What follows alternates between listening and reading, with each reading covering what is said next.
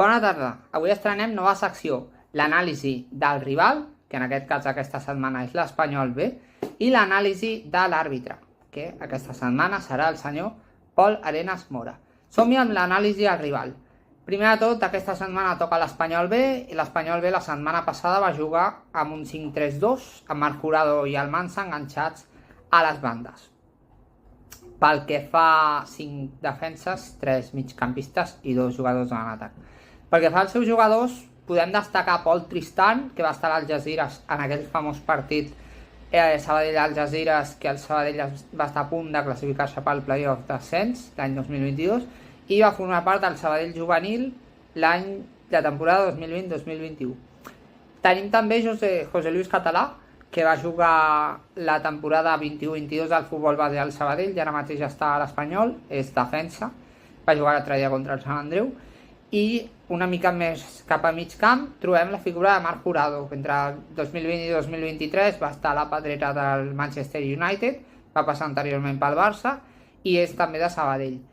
I en davantera ja trobem dos jugadors que he volgut destacar, que són Miguel Carballo, que va estar a la temporada 22-23 al Wolves, al Wolverhampton, i Omar Sadik, jugador ja conegut per haver tingut les seves aparicions amb el primer equip de l'Espanyol, un jugador que ha estat internacional amb les categories inferiors de la selecció del Marroc, i la temporada passada va fer 4 gols amb el filial.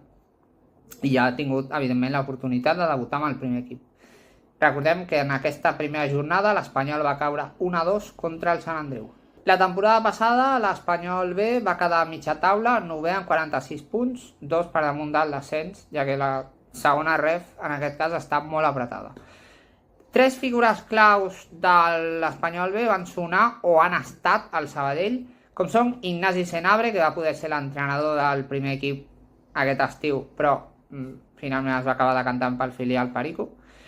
Jaume Milà, que ha estat al futbol base al Sabadell i ha fet un paper qüestionable al primer equip com a director esportiu, i Gerard Bofill, que també va fer una feina bastant bona pel que fa al futbol base, però quan va arribar al primer equip va estar com a ajudant de Milà i després recordem que va ser entrenador durant 6 partits amb 6 derrotes cosechades.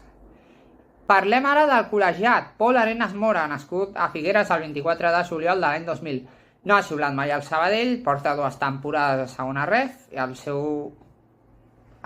curs passat, en aquest cas, la mitjana de grogues que va mostrar, segons dades de Transfermarkt, va ser de 5,14 i de vermelles de 0,21.